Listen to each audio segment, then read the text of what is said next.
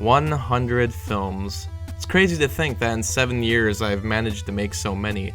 I don't even include all the stuff I've made. Some of them are personal videos for families, wedding videos, and just other random stuff that I don't really count towards my filmography. Looking back, I think I've come a long way, learned through self-teaching, made many experiences and memories. You're watching my 100th film now, and I just thought I'd give you something to say thank you for the support, for watching everything I've done, and a little update on what I have coming in the future. I think a lot of people have a dream, something that they are destined to do, or something that people were destined to do but never quite achieved. My love for film came as a direct result of my dad showing me a bunch of 80s movies as a kid.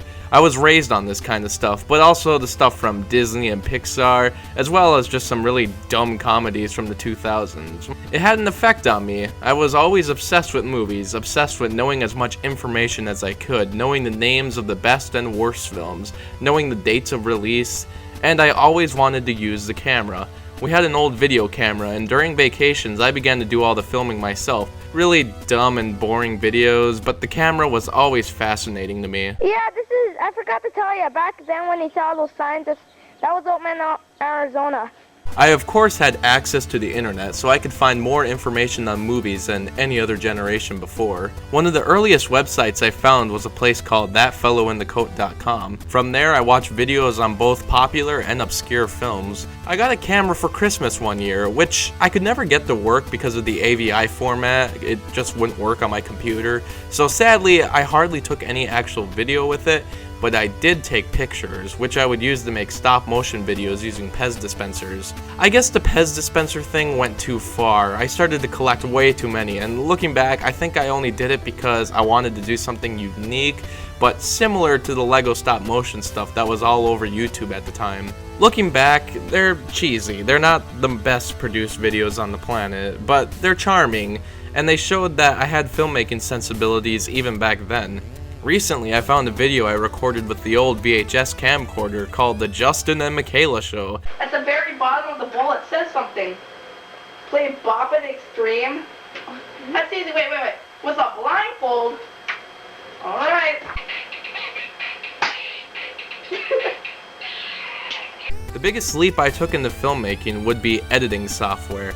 I was able to get a copy of Sony Vegas, a software that I still use to this day, and with it I would make mashups of old cartoons. Doing these dumb videos, I was able to learn all the tools of editing, something that would become a powerful asset of mine. In 2008, a film called The Dark Knight came out. It was the first movie that I ever saw alone in the theater. I hardly knew anything about the movie, I just saw it because I heard it was good, and it blew my mind. And I mention this because Christopher Nolan, who directed the film, was actually the reason I would go see Inception in 2010, and this was the movie that made me want to be a filmmaker. I think every filmmaker has that one movie, and this was the one that made me believe anything is possible. I didn't make the leap into live action until a year later.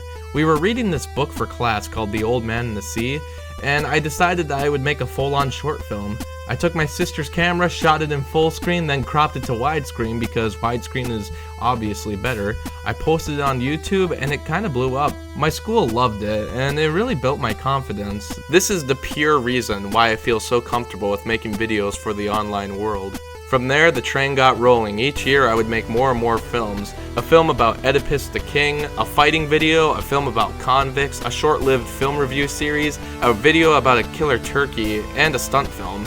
They were cheap, fun, and taught me more skills. In 2014 I graduated and went to college. I still didn't quite know what I wanted to do.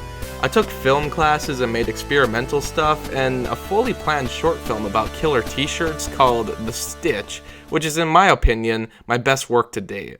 I think I've been getting better and better, but I've still been unsure about going to school full-time for this. I was never going to be a normal person who wanted to be a doctor or a mechanic. I wanted to be that guy who was just good at everything. My future is unclear, but I think a lot of people my age feel this way. I do know one thing though, I need to make a feature-length film before I turn 30. It's a big step, and I need to do it right. I have a lot of ideas in my head. I guess it's a matter of picking the one that's the most possible with what I have. I'm crazy enough to think that I can actually do it though. A lot of what makes a dream possible is simply believing in yourself. but it helps when you have friends, family, and tons of other people giving you confidence and constructive criticism. It's scary to go forward with a big goal like this, but at the same time, I might as well take a shot. Jim Carrey once said, "You can fail at what you don't want, so you might as well take a chance on doing what you love." I can't say it better. And who knows? No matter where I end up, I know I will be content and complete in my life if I achieve this goal. It's never too late to just wake up one day and think, today I'm making that dream happen. So just a preview for everyone out there who either started watching my videos years ago or who just started watching today, by the time I turn 30, I will have made at least one feature-length film. I promise that to myself and make sure I hold my promise. Thanks for watching, everybody. Thanks for all the support over the years, and I hope I just keep making good stuff, and hope you guys just keep enjoying and just keep telling me to get better. Thanks a lot.